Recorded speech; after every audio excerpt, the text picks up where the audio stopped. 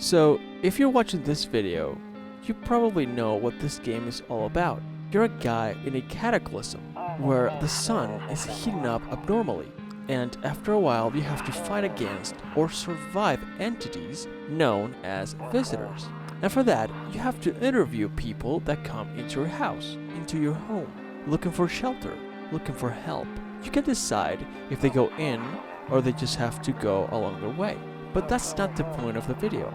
The point of this video is not to explain the mechanics of the game, nor it's to criticize the art style, which I think is really interesting and unique, but to expose the major inconsistencies throughout the game that, in my opinion, kind of break the game a little bit too much.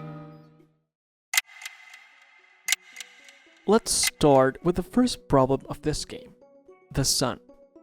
So, the sun increases its temperature to the point you cannot get outside, because you will burn to a crisp. That means it increases its temperature by at least 20 degrees Celsius, 68 degrees Fahrenheit. If that happens, visitors are going to be the least of your worries. The Earth will unchain all sorts of weather conditions that you won't survive. You'll have floods, you'll have tornadoes, you'll have hurricanes. You'll have all sorts of weather catastrophes all around the world. But let's say that you got to be in a privileged location where hurricanes or tornadoes can't reach you. You would still have to deal with the constant risk that the basic services would stop working, preventing you from getting any kind of information about the visitors. Now we get to the interviews. Along with the game, you'll have FEMA. FEMA is an organization that popped up when the visitors started unaliving people all around the city. So FEMA started broadcasting signs to tell if someone was a visitor or not. Those signs were perfect teeth, muddy hands, red eyes, some sort of stained aura that you could check taking a picture with a special camera, and some other signs. So you get all that information throughout the game. The thing is that now you know visitors exist. You know there's people outside that could be visitors, those knocking on your door every night. And when you interview them, you don't ask for any of those things. You skip all the questions a normal, rational person should be doing to at least convince yourself that the person you're letting in your own home is not a visitor that would pose a serious risk to your life. Adding to the fact that early on, you discover that you're considered to be a hermit. A hermit is a person that does not like to interact with society in general, with humans in general. You just like to be alone.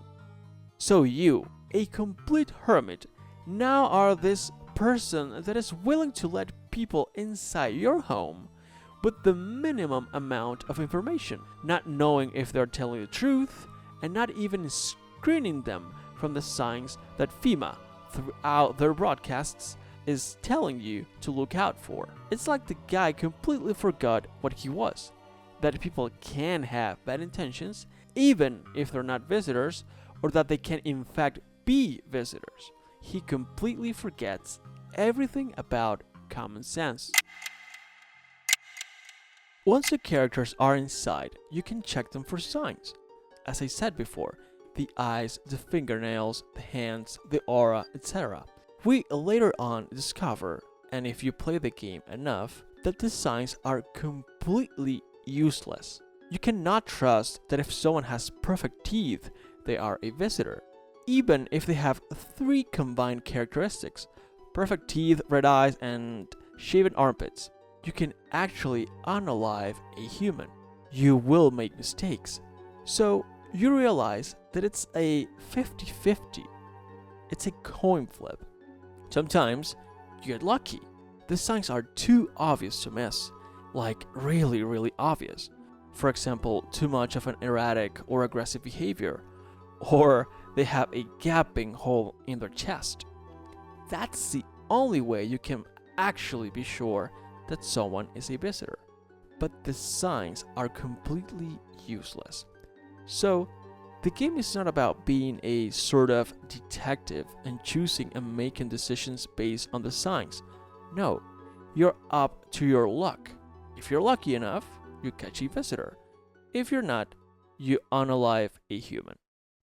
All in all, this game is still really entertaining to play, really interesting. It has a new dynamic, an interesting story, even when the story is kind of cliche, apocalyptic, infection kind of vibe.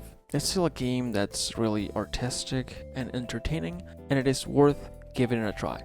So that's it for the video. I hope you enjoyed it. Leave a like, subscribe, and see you next time.